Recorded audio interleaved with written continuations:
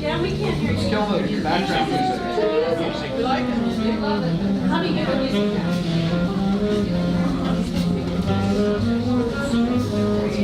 Thanks, I was just like at a dance club or something.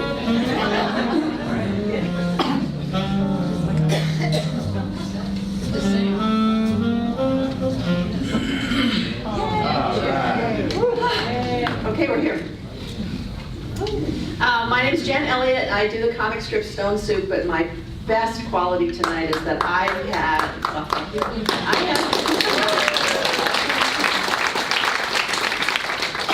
but a large part of the reason of why I get to do Stone Soup is that I've had Valerie J. Brooks as my best friend for the last 30 years.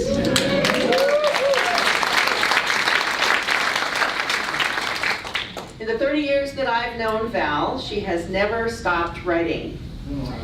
Besides Revenge in 3 parts that we're all going to be enjoying tonight, she's completed 3 novels, Can You Hear Me Dreaming, Parallel Crossings, and Stealing Paris. 2 of her short stories are included in short story collections. Dead Children was in Scent of Cedars, 32 Promising Northwest Writers. And Liberté was in France, A Love Story, Women Write About the French Experience.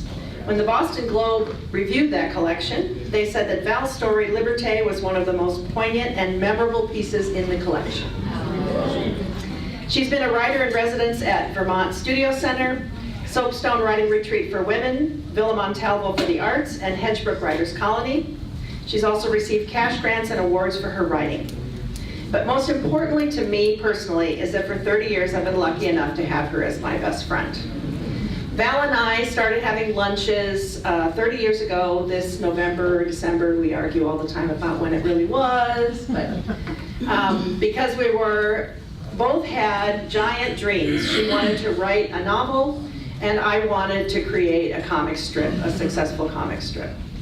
We didn't have much to go on. I had some experience, she had some experience, but we didn't have any promise of any kind of publisher.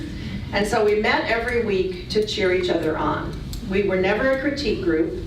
It would have ruined our friendship to try and read each other's work. We are not the same kind of creative people.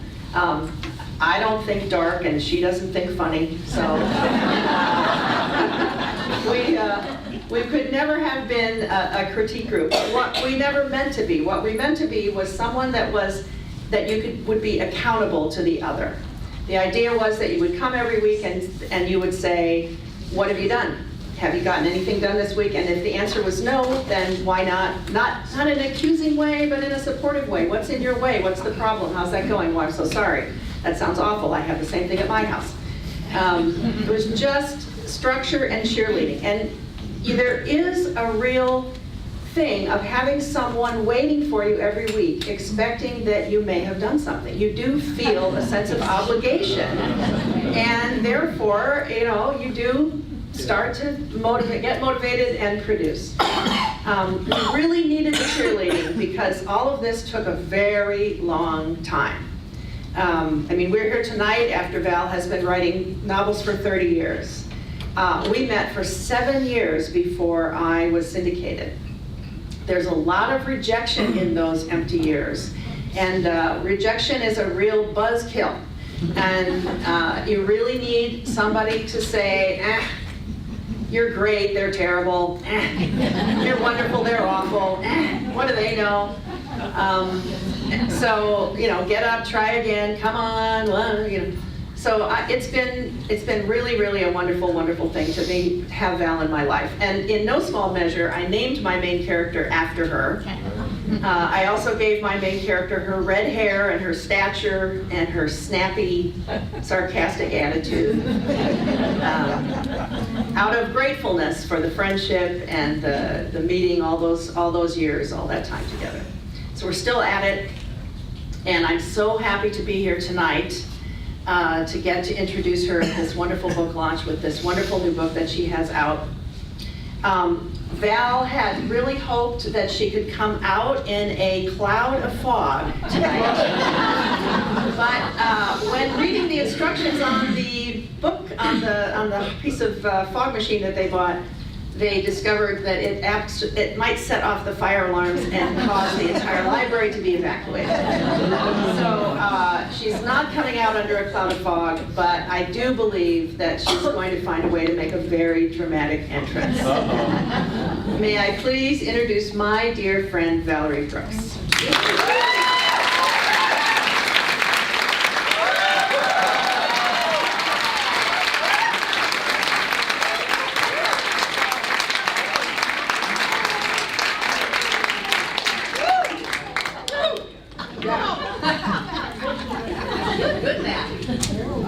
Yeah, I'm just trying to figure out if blondes have more fun. And obviously, redheads do, blondes do, brunettes do, so we're all doing well. Anyhow, I've been dying to wear this. How about this?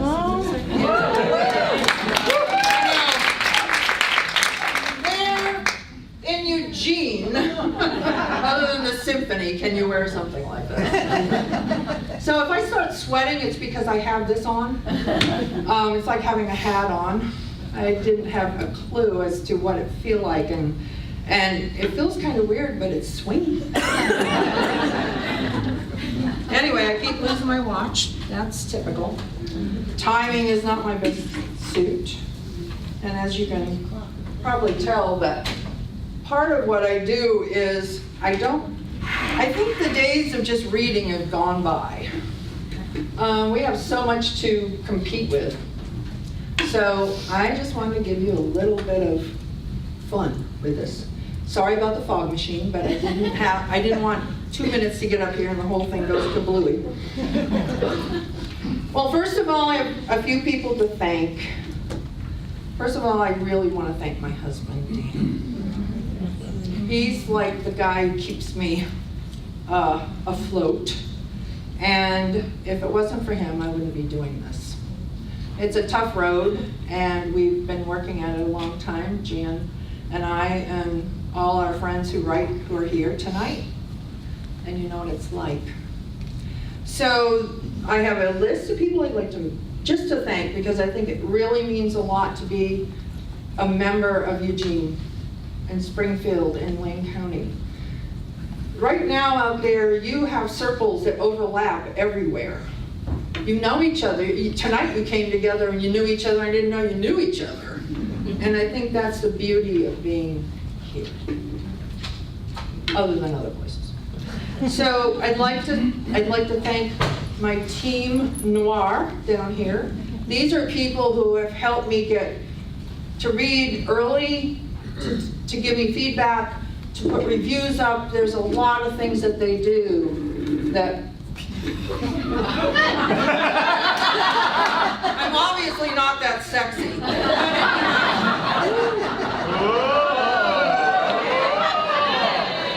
told you this was going to be a mature audience only, right? Okay. Awesome, yeah. I want to thank the University of Oregon. They've been fabulous. Eugene Public Library, Scott, thank you so much for helping and getting this together. My big community of writers, artists, friends, creatives, we keep each other afloat. We really do keep each other on this mission that we have, this passion that we have. I mean, I even have some of my dance people here tonight. I just love this. So, my family, I'm often not there when Dan's there because I'm doing something that I'm having to do because this is work. Well, it's work when you're trying to publish and it's fun when you're writing. So either way, but I love my family unconditionally for everything they do. And I'd like to thank Brian Davies over here. Brian stepped in at the last minute 2 days when my original videographer couldn't do it, and he said yes. And I so adore this town because there's so many people here that support us. Thank you, Brian. And then I'd like to thank my agent and publicist. Wait a minute, I don't have an agent.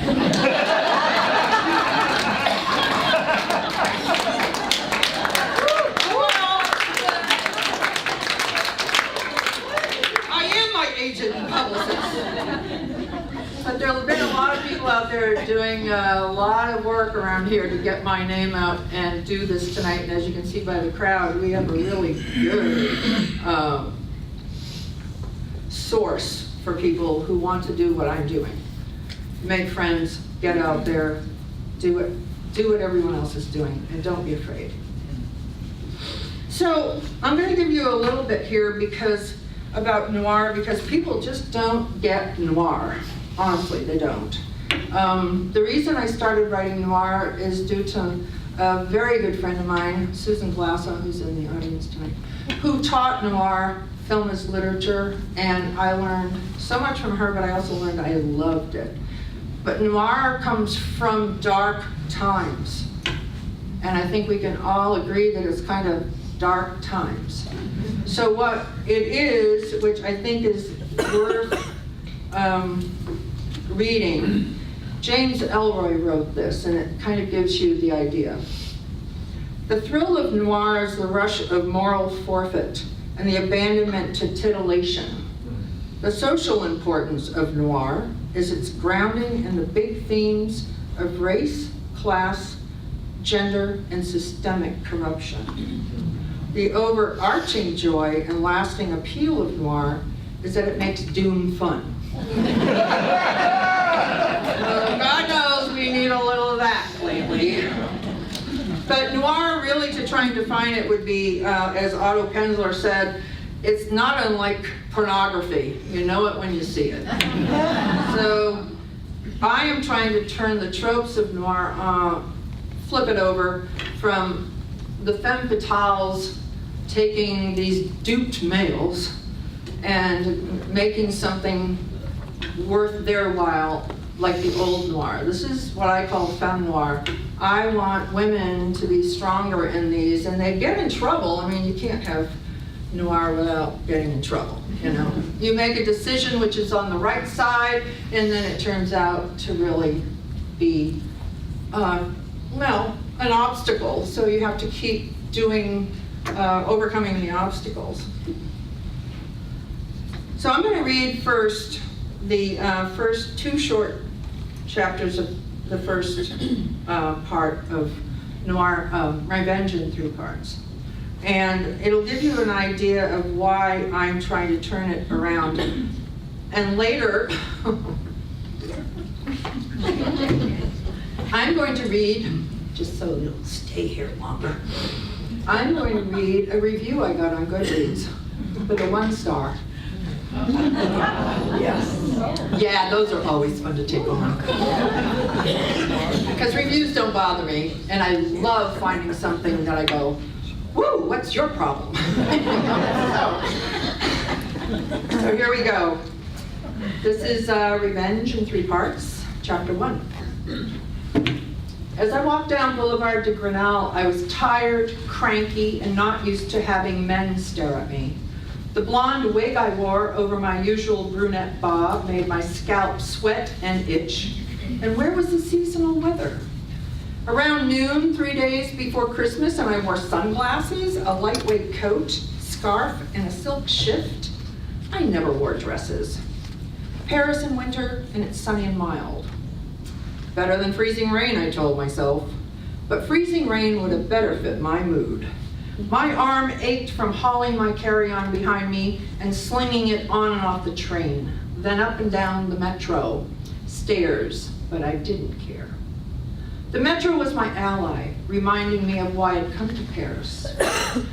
A large photo of Marilyn Monroe hung above metro entrances and exits, an advertisement for a Halsman photography exhibit at the Jeu de Paume.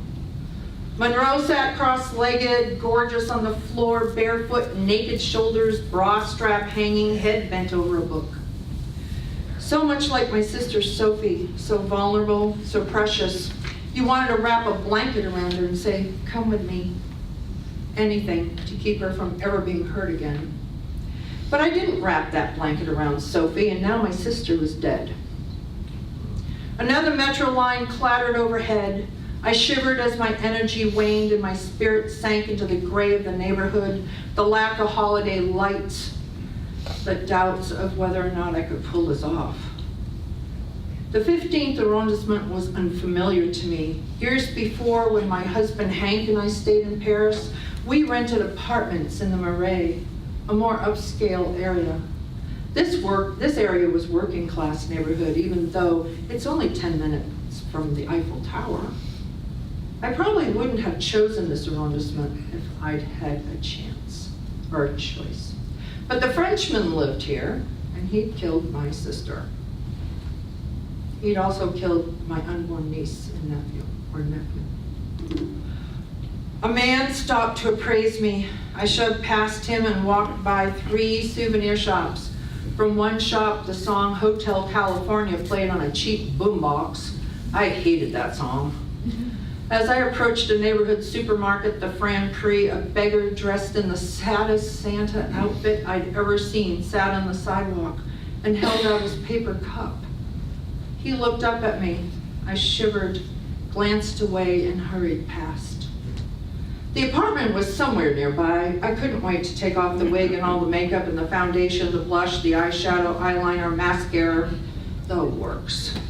I never wore this crap and felt as phony as that Santa suit. When you worked at a law firm like mine, conservative dress was a given. I preferred to call it classic. But I wasn't in Paris as me, Angeline Porter. I was here as journalist Helen Craig. I searched for the address of my apartment, Square de Saxe, Square de Saxe. Where the hell was Square de Saxe? I found the street. A flower shop decorated for the season sat on the corner. That brightened my mood somewhat. I turned up the dead-end road to the address and rang the bell. The guardian, a concierge of sorts, greeted me and gave me the key. I remembered little French, but I managed.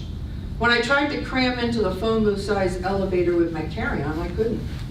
So I put my suitcase on the lift, pressed the button 3, and walked up the curved staircase to the 3rd floor. I grabbed my suitcase, unlocked the apartment door, stepped into the 3-room rental, spacious by Paris standards. In the bedroom, I pulled off my wig and boots, collapsed on the bed, and fell asleep. 2 hours later, I woke with a start. It was late afternoon. Back home, it was the middle of the night. I made coffee with the stash in the cupboard, pulled back the curtains on the French doors, stepped onto the wrought iron balcony with its potted red geraniums still blooming. Down on Grinnell, 2 women on the corner talked and smoked while their small dogs sniffed each other. Parisians headed home after work, carrying bags of groceries, baguettes, briefcases. Cars tailgated, honked for no reason, played hip-hop music loud enough for me to hear. A flutter of homesickness hit, a wave of loss so strong I almost folded into a fetal fucking mess. I didn't want Sophie to be dead. I dreaded knowing that my sister's personal effects, including the blue dress, would be waiting for me when I returned home to Oregon. I refused to let the Eugene funeral director cremate her in that abomination. Instead, she'd worn the favorite dusty rose dress with birds on it, the one she wore when we last went to the movies, when I'd been too judgmental to recognize her pain. On the dining room table, I spread out the papers from my file on the Frenchman. He lived off Rue de Commerce, not far from here. On my burner phone, I Google mapped the address. You're dead, Gerard Dubonnet. Hear me? Dead. I kept my revenge well fueled. All I had to do was picture Sophie's body hanging from the hook in her living room, wearing that blue dress he bought her. Chapter 2.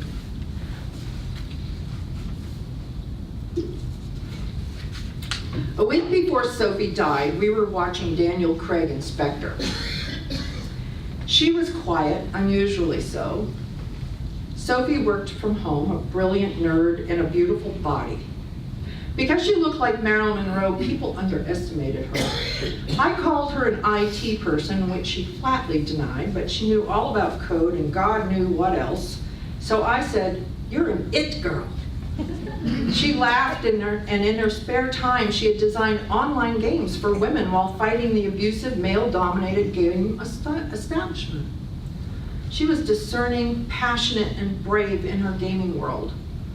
but not in the real world. Sophie was generous with her love, but not discerning. Hank said she made terrible choices and focused too much on the details. The way the man moved, the number of texts he sent in a day, the way the man noticed what she did with her hair, the books the guy read, the movies he picked, and whether he ate meat or not. Hank said she missed the big picture. The guy had failed in 3 businesses, the guy was a control freak, the guy paid alimony and child support to 2 wives, and the guy had never been in a long-term relationship. Usually Sophie told me about the latest guy in detail, asked my opinion. I said what I thought. I made suggestions. If the guy seemed questionable, I offered to check his record. Oh, Anne, she said, you're too cynical. Damn right, if you worked in the criminal justice system, you would be too. That night, she remained silent. Finally, I asked, who is he? What's up? Sophie pulled a photo from her purse. In the photo, Sophie and the man stood in front of a classy sign for a Miami business fair, an exhibit of professionals trying to attract investors.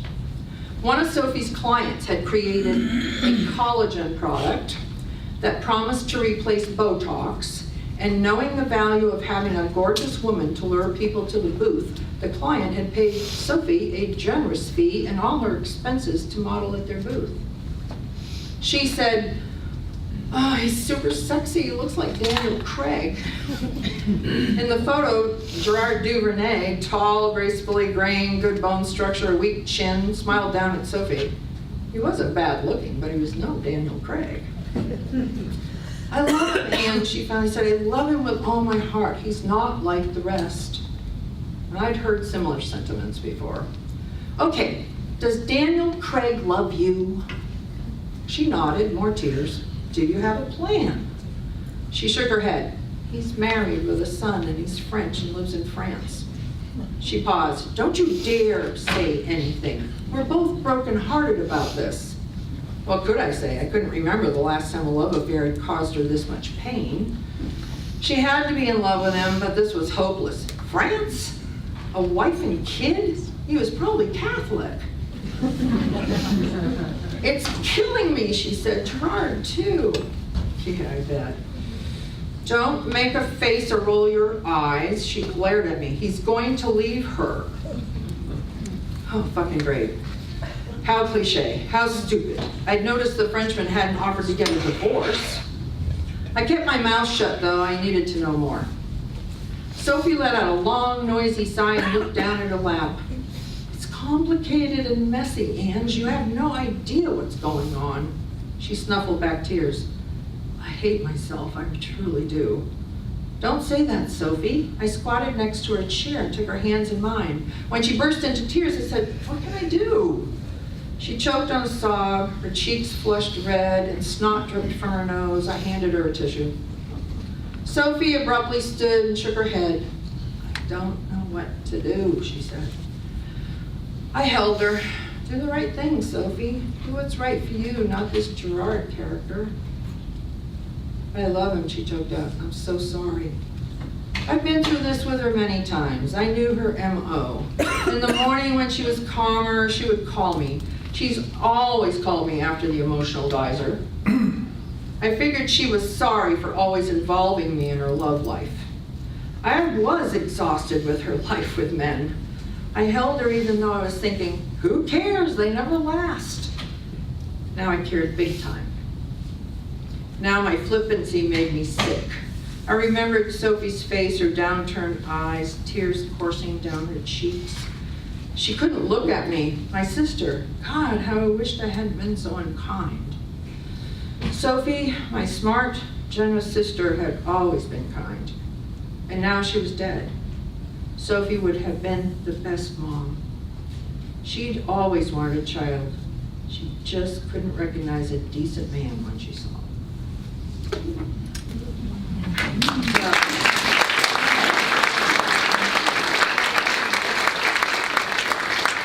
Just to let you know, it's not a love story.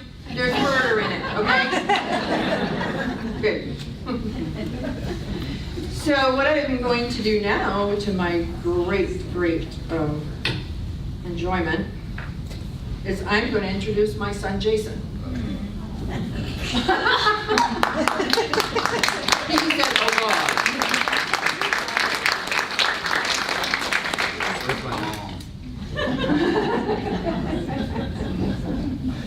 Well, your mom's always here in some form or another, you know.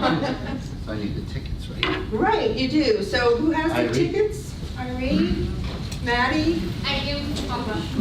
Oh, good. So get out your tickets. We got some stuff to give away. Okay, I'm gonna go change. $1.6 billion. Yay! Sorry, it's already been won. Oh, darn. So- I think somebody in the chat. And by the way, thank you to my granddaughters, Irene and Maddie, for. I told them to come and spend the time. Yeah. Okay, so the small ones. Yeah. Got it? All right. Ta-da, ta-da. You want to come draw tickets? I'll come help you, babe. All right. How many are we doing? We got 3. 3. So the first one is Paris giveaway. First 3 are 276. Last 3 are 576. 276, 576. Winner, winner.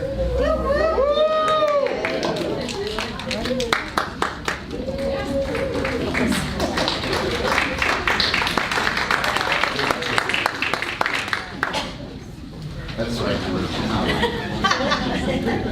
That's good, babe.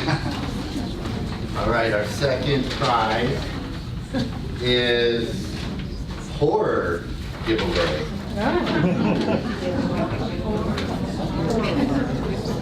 276, 589. Whoa! All of them. I gotta take all of them. You have to repeat it. All right, and the granddaddy prize, the noir giveaway.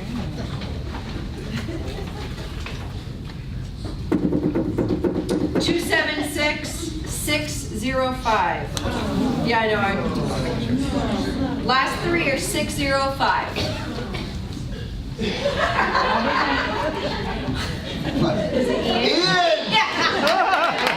Come and get it, Ian! Not walking all the way back there. Let me see your ticket. Should we give it away? There you go. All right. I got my party juice going. Hope everybody, who won? Who got the? Ian won. Ian, did you get the noir one? He got the big prize, but he forfeited it. Oh. My colander too. Well, hey. Oh. Okay, good job. Who else? Dick? You did? I did. Yeah. Good Yes. for you. Which one did you get? I got the Stephen King book. Ugh. I'm scared. Yeah, you should be. You really should be. I saw Stephen King in Portland. Dan and I saw him, and with his son, and they were hysterically funny. But wow, talk about political. They were incredible, and they were only.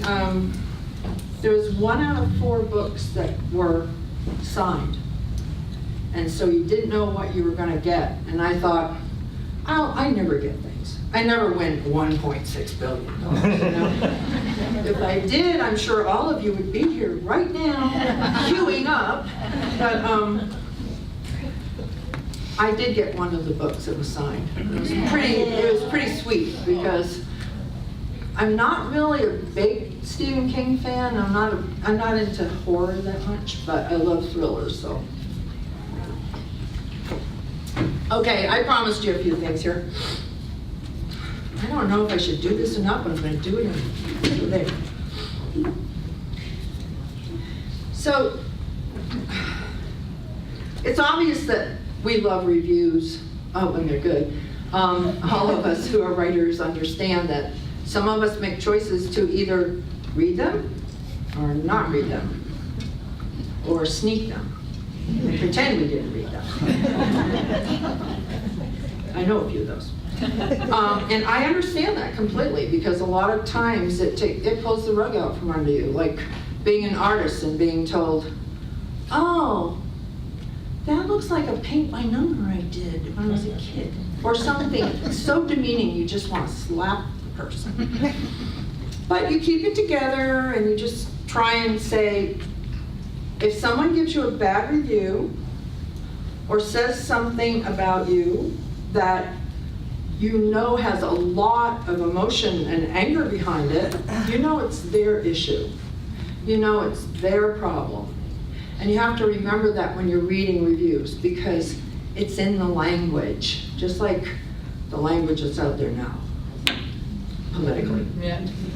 So that's the way you read things. So what I'm going to do to get to the R-rated portion of the evening is read this review that I have on Goodreads, that when I read it at first I'm thinking, geez, okay, why don't you take a few pot shots at me and you don't even know me? So here's how it goes. I'm not going to give you the woman's name. You can go on Goodreads and find out if you want to. Hey, Carl. Okay, so this book was given to me by a friend who was nauseated by the twist ending, aka something only the main character was too stupid to figure out, and who asked for my opinion regarding its categorization as noir. This is noir, aka Roman noir, literally black novel in French, as envisioned by someone who has only read the Wikipedia entry, which starts long after the term came into use, and who perverts the genre. The only thing that's dark is the inside of the evil, stupid, selfish, alcoholic protagonist's head, where the author traps the reader for most of the story. Fun,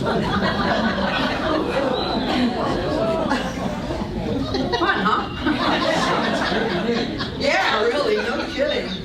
The author is so intent on sharing the beauty she discovered in Paris, she forgets that one of the universal aspects of noir is a dark setting. It's certainly not a thriller. The only thing hard-boiled in the protagonist is her heart. The only crime is the cold-blooded, senseless murder committed by the protagonist, and the only mystery is how much information the author will have to withhold from the protagonist to make the lame plot work.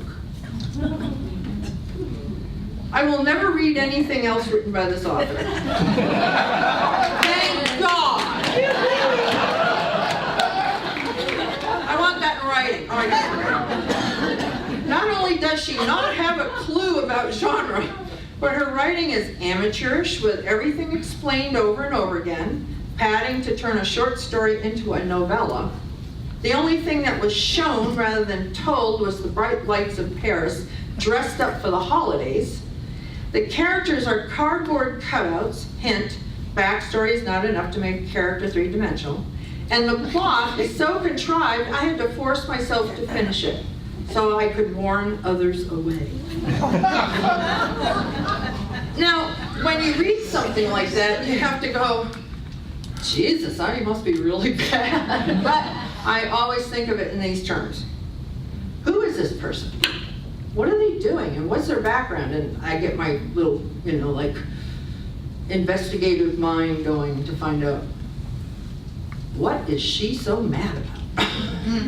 Because it's obvious the language this woman used, and it is a woman, is something that has come from some personal experience or something that she is just, I've triggered something in her.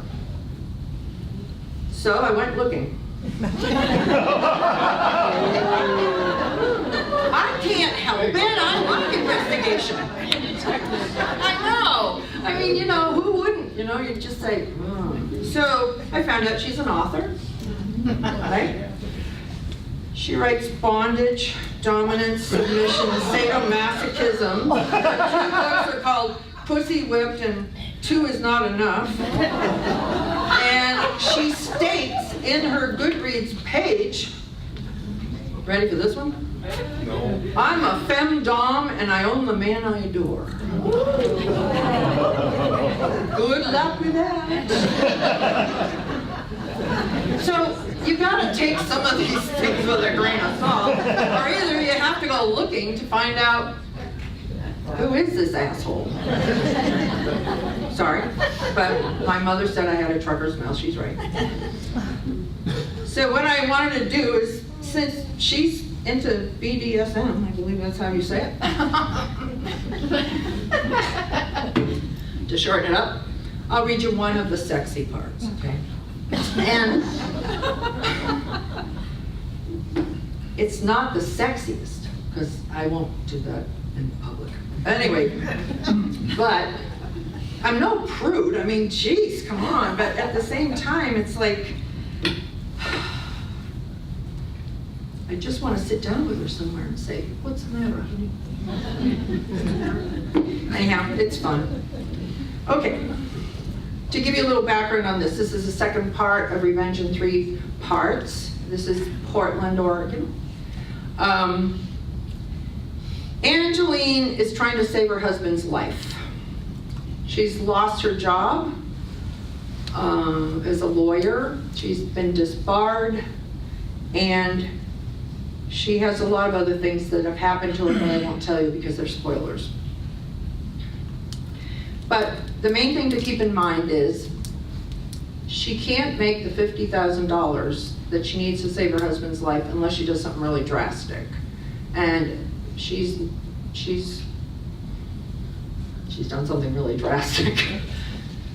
What she's done is she's signed up to the Ashley Madison dating site for married people and meets these men for sex and then blackmails them for $5,000. And she only has 10,000 more to go. So she's on a roll. But she has to deal with a lot of strangers. So here's one where she meets one of her dates at the Hotel Vintage in Portland. Oh, and you need to know that the person I refer to as Snoop is her hacker that she gets information from. Inside Hotel Vintage's open lobby space, all bright blues and reds and polished wood, I welcome the relief from the cold gray winter. I straightened my shoulders and headed to the bar. My gut said this date, Steve, was a scumbag in some way. There were so many of them out there now, so many since the election. The whole world had gone berserk. I worried that Steve wouldn't like this place, though he picked it. I made all my dates pick the rendezvous spot. Steve told me he was wild about retro. Despite its name, Hotel Vintage was not retro. I checked the gun nestled in my shoulder bag. I popped a med. 2 drinks along with the med might get me through the night. As I passed by a white leather couch, I noticed a pillow emblazoned with, "I tried to behave." I said out loud, well, that's a laugh. I've been talking to myself a lot lately. At the bar, I took the nearest stool and ordered a Manhattan. The bartender asked if I'd like to try one of his signature cocktails instead. The bartenders in town have a contest every year to win best signature cocktail. But maybe you're a wine drinker, he said. Hell no, I said. Being in this hotel, I should be, but I like my liquor. He whispered, me too, but don't tell the management. We laughed. It felt good to laugh. When my drink came, I sipped and nodded at the bartender in appreciation. I checked both my business home cells, nothing from Carmen Hank's nurse. Good. No message from tonight's date. Not good. What if he didn't show? What if he didn't pay the $5K after I threatened to show his wife the video? The ones who had refused so far said their wives didn't care if they were having affairs. I hope Steve wasn't one of those, or an undercover cop. So far, I've been lucky. A message popped up from Sam, tomorrow's date. Are we still on? I messaged back, yes, tomorrow, where and when. Sam seemed sweet but nervous. We talked on the phone. He was a newbie. Tonight's guy, Steve, was a different story. I pushed my empty glass toward the bartender. Again? He asked. I nodded. Snoop's research had uncovered Steve's love of classic racing cars, trips to Monaco and Cannes, and Baccarat. He must have thought he was James Bond. He used a fake profile on Ashley Madison, not mentioning any of his luxury habits, but maybe he didn't want to attract someone who wanted to fling with a rich guy. Made me suspicious, though. Plus, he was the only date who had asked me to wear a costume. She's dressed in a mini skirt and sort of 60s. While I waited for my second drink, I looked up the fourth floor atrium, a dizzying sight of crazy geometric angles with one half black and white and the other half gold and light, a split personality, kind of like me. A circular staircase of wood and wrought irons reached the first floor. A modern white grape cluster chandelier hung over the lobby. Modern, spiff, classy. Maybe I could take Steve for 10K instead of 5. Stabbing pains in my stomach again. A drop-dead gorgeous guy stepped up to the bar and smiled at me. A woman joined him and took his arm. She was his equal in the looks department. She turned, met my eye and said, "You're beautiful." I didn't know what to say. Was this a setup? Had Steve set up a swap or an orgy? But then the man and woman joined another couple at the opposite end of the bar. I guzzled down my second drink, embarrassed. I felt a tap on my shoulder and jumped. "There's my bird. Let's look at you." I turned. Steve smiled. He had a thick lash, blue eyes, a thin Fu Manchu mustache, a smile that lifted off like a rocket. But he was also crusty, his skin mottled and leathery from the elements. He appraised me. I returned the once-over.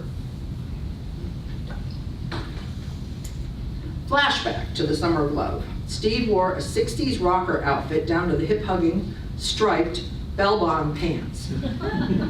His brown leather jacket had fringe, and he was skinny as a stick. I suppressed a laugh. For some reason, my gut said, "Run!" But the money forced me to stay. He took my hand, turned it over, and kissed my palm. I slipped into vixen mode. "Very nice to meet you."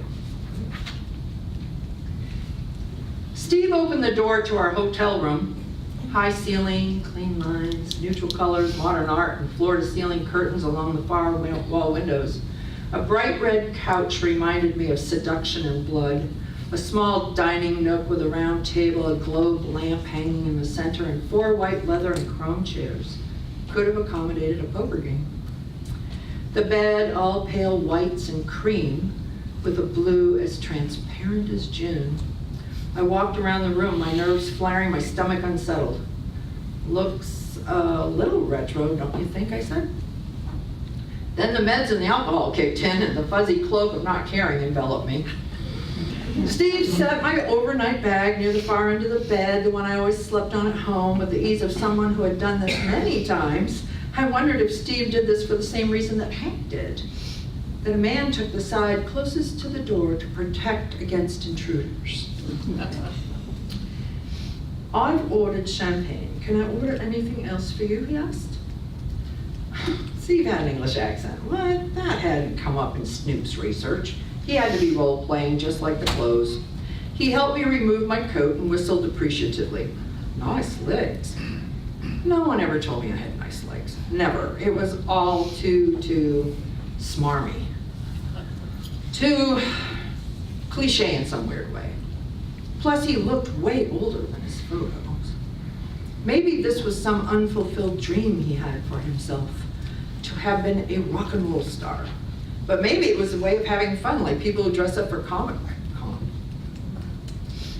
I wanted, "What can I do to make you comfortable?" he asked. I wanted to say, send me back to the time before my sister's suicide, before finding out the truth about Hank, before Paris, before... I had a bad feeling, and it wasn't the role playing. Something wasn't right with this guy. I grabbed my coat.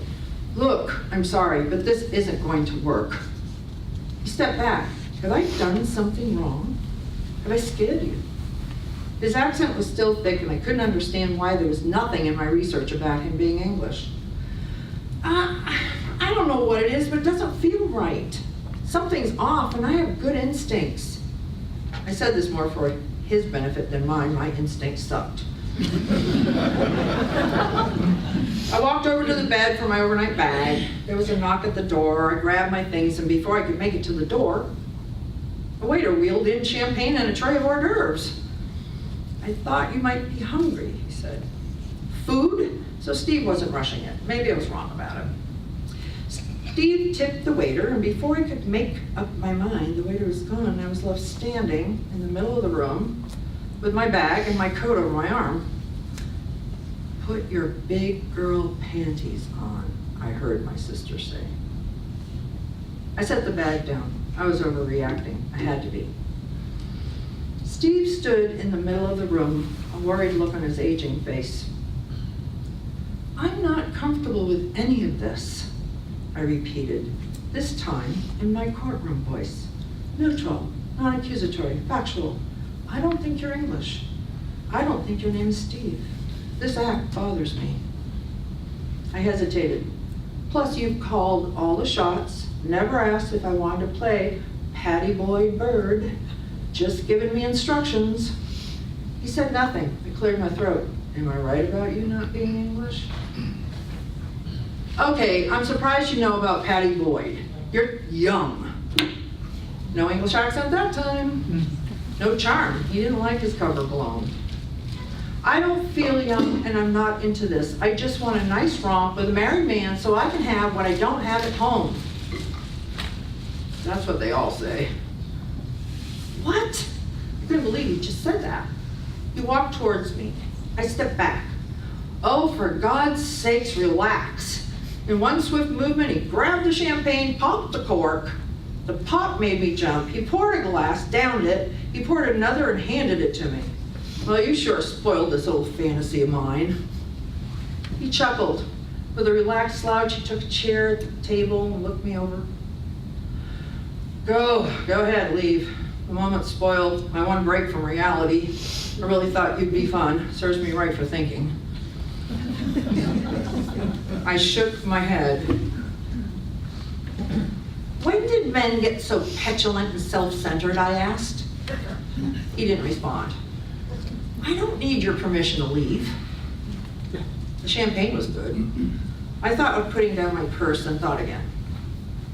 Seeing the 5 to 10K go up in smoke, I said, since we're not going to go through with this, let's tell the truth. I drank half the champagne. I needed a cigarette. What's your real name? I know from online you used an alias for Ashley Madison. He raised his glass. Really? I rolled my eyes. Are you an out-of-work actor? Don't insult me. Are you a gigolo? He laughed. Are you trying to piss me off? I bet you have money. You gamble at Cannes. You race. You aren't on the other dating site, the one for married people who are millionaires. What? And date a woman who's wealthy? He had a half smile that was unfortunately sexy. Why would I do that? Besides, I don't want to hurt my wife, and as we used to say in the 60s, she's a groovy chick. I almost rolled my eyes. I didn't believe him. He pointed to a chair. Would you please sit? You might as well enjoy the champagne and hors d'oeuvres. Keep me company for a while. Only if you order me scotch. Don't like champagne? This is good champagne, but no, it brings back bad memories. He called room service and ordered a bottle of their best scotch. At least he had taste when he wasn't dressing like an old hippie. What's the matter? I collapsed in a chair and realized I'd been gripping the gun in my shoulder bag so hard my fingers had gone numb. My hand's gone to sleep. Must be that gun you keep fondling. Are you a lawyer, a cop, or a PI? He asked. Samantha Spade, undercover. I burst out laughing. You're an asshole. I love a dirty mouth on a woman. Yeah, but your pickup lines suck. It happens. I pushed the champagne glass across the table. I was a lawyer. I recently took PI courses. Why? Needed to. to investigate the men you did on Ashley Madison? He chuckled. None of that seemed to bother him. Something like that. Now you're the one who needs new lines. We both grinned. Look, why don't I get you another room for the night, Army? He popped an hors d'oeuvre into his mouth. Or you can go home to your husband and get him to fuck you since this isn't happening. He can't. He's in a wheelchair. Steve shook his head and ate another cracker. Oh, I've heard that one before too. Yes, he was a dick. Before room service delivered the bottles, Steve grabbed a glass from the mini bar, filled it with ice, twisted off the tops of the 2 small whiskeys, poured both dramatically into a glass and handed it to me. I greedily slugged down half. The warmth moved from my pelvis to face. Steve watched me like I was some kind of science project. We argued, I finally said. I tripped at the top of the stairs and would have gone down, but he yanked me back. He lost his balance and did a header. Shit. I nodded, polished off the rest of my drink, and to my horror started crying. Then I burped, and we both laughed, and I dabbed my wet cheeks. Sorry about that. The bottle of scotch arrived. He tried to get me to talk more, but I wouldn't. Even though I was tipsy from the 2 bar cocktails, the champagne, the scotch, and the med, I didn't divulge that I planned to blackmail him. You should know, he said, that the other profile of me, the one that sounds like James Bond, is a crock, too. I'm nothing like that. I put that up as a joke, but also to see if any of the dates did any research on me. How about you? Surprised with this admission, I blurted out, I killed someone. Silence. Then he raised his glass and said, you're quite a dame. He drank. I suppose you're an assassin. He didn't believe me, but I knew he wouldn't. Who would? But why had I said that? In the morning when I woke, he was gone. I jumped out of bed, a wicked pain stabbed between the eyes. I checked my shoulder bag. The gun and purse were still there. I stumbled over to the coffee maker, but couldn't deal with it. In the bathroom, I hated what I saw in the round lit mirror. The crying last night had laid waste to my eye makeup. Then there had been a long, interminable attempt at screwing. 2 drunks pretending they could, but couldn't. Pitiful. I called room service for coffee, walked to the window, looked down on the alley. When I sat on the red couch, I discovered 5 $100 bills splayed out like a fan. No note, no explanation. Now it is nothing but a mid-price hooker who hadn't delivered the goods. I wanted to rip the bills into tiny little pieces, but slipped them into my purse instead.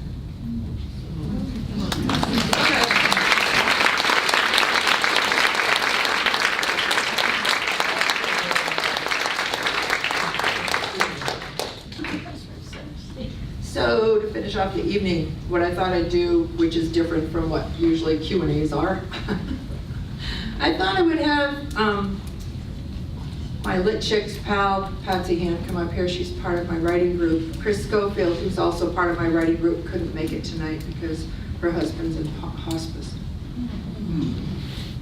But she called to wish me. It's also her birthday, which is awful. But anyways, she called to wish me good luck. And I'm having Jan come up again because the Q&A is going to be different this time. You can ask any embarrassing question about me of those 2. Or whatever you want to ask. I mean, you can ask me too, but you know, the fun part about this should be that you get to really dig deep, and especially knowing so many of you here, I'm really putting myself in. I don't know about this, but anyhow. Let's see, come on up. So, you're gonna have to stand up and kind of ask. It's kind of like my novel. Okay. Yeah. Thank you for coming. I know some of you could only stay for a while. Okay, anybody got any questions? Boy, you're a brave lot. We can tell some pretty bad things. Okay, What does your husband think of your writing?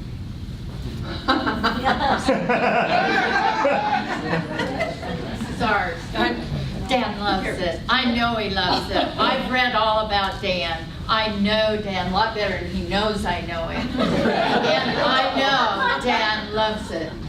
So. Dan loves it. Yeah. Dan couldn't possibly do anything but love it. How could he live with Val if he didn't love it? Okay, so I get to tell you the truth this time. Actually, I was at Colony House where I go to write for a week, and that was when he decided he was going to read it. And the first thing out of his mouth was something like, "I'm afraid to have you come home." And that didn't end just there. So anyways, he didn't know I had it in me. He should have known better after 42 years. He was embarrassed by the sex scenes. No, he wasn't. I read a lot about Dan in another book, and Dan would not be embarrassed. Okay, now that's fine. You can all go home now. Okay, brave souls. Okay, so this woman who wrote the bad review, I thought you might go on the site and see what other reviews she wrote to see if she just gives the same, pretty much the same review to everybody. You know, I hadn't thought of that. I got to the One was enough. That's pretty much what it is. Actually, what it was more than anything is once I got to the BDSM, I just went, okay. I didn't really need any more. You know, I just kind of put it in perspective with that and figured there was something that I guess I wasn't dominant enough in my book. Well, you need two of us. That was the problem. She said. Oh, two that's or right. three. Two is better than one. Yeah, right. Okay. Okay. Next novel. And there are lots of great reviews on Goodreads as well. Yeah, there's lots and lots of great reviews. So you should go read those. Thank you, Phil. Anybody else have a? Do you have any of those positive reviews on hand that you could read? No, but you can, I'm sorry. I'm embarrassed to read my positive reviews. I really like reading the ones that are trashy. I don't know what that says about me, but anyway, it's pretty, it's amazing what, I mean, you can go on Amazon, Goodreads, and read the good reviews, and they're all really stellar. Well, I gave it a positive review on Kindle when I read your first book. And I think I was the first one to post comments. And it was very positive. I encourage people to Yes, you were very positive. You gave me a good launch on that one. Thank you. Yay! Yeah, yay. Okay. Who was that?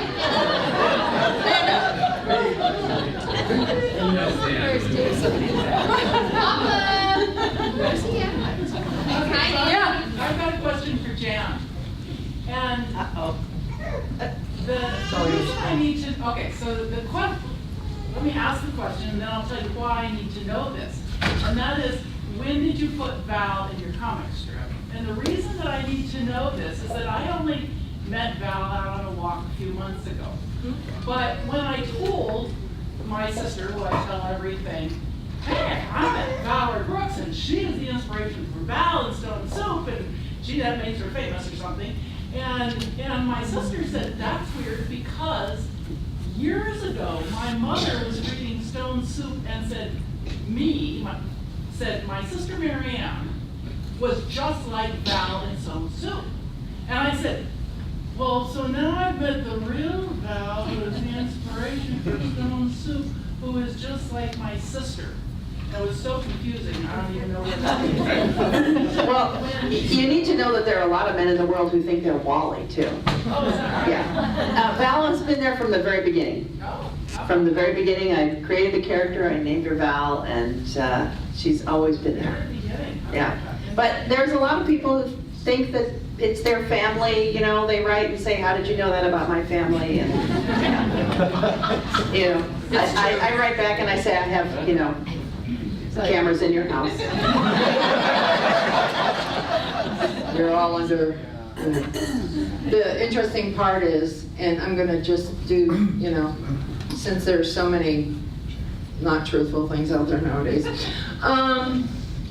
Jan is actually Val. I know that's confusing, I know it's hard to understand. But my line has always been, she stole my hair, she stole my love of Lycra, she stole my name, and she stole my attitude. The rest of it's her. It's that simple, you know? Yeah. Okay, if we don't have any more questions. When are you going on Stephen Colbert? Next week. Yeah, I'll put the blonde wig on and, you know. That would be the place. Yeah, it would, yeah. You have to be careful with that blonde wig. Oh, It'll right. get you in trouble. All right. It can really get you in. Yeah, where? Somebody asking a question. So, Ferris. yeah, hey. Hi. So, is Jan going to be in any of your books?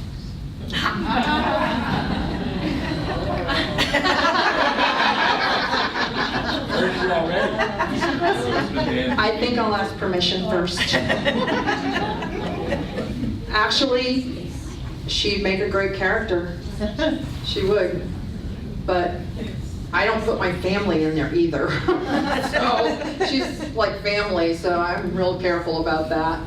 I often think, well, maybe my son wonders, why don't I put boys in my, you know, my books, and I just don't want to out him. Tell things about him. Because I do use things from real life. So, yeah. Bev. Obviously not having read the whole book, not knowing the end, is there going to be a continuation of the character or Yes. the story? Angeline comes back in the second book. And there's a wicked twist at the first part.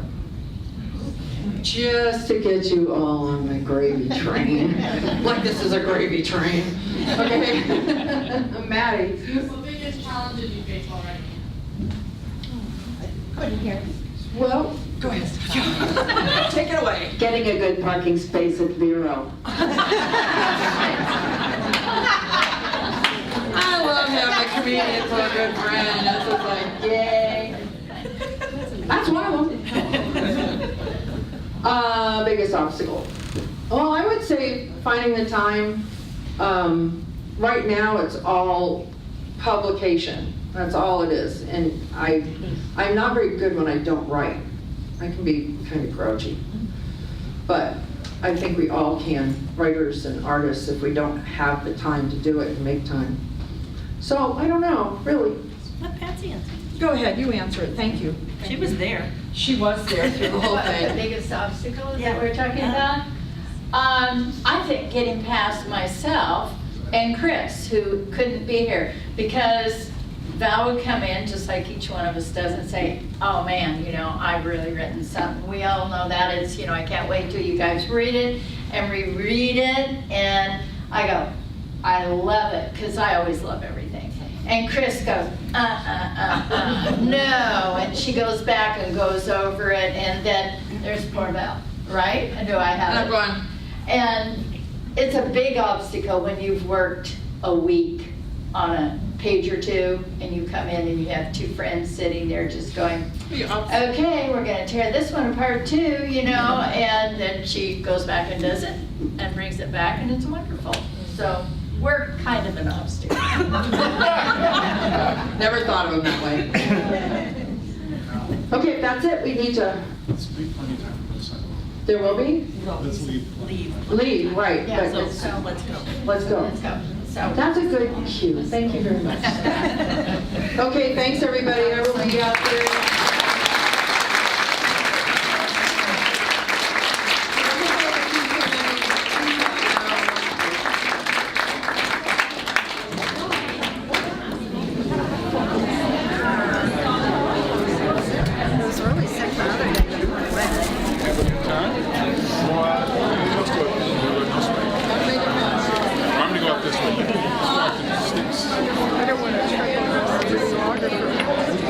Thanks for memorializing.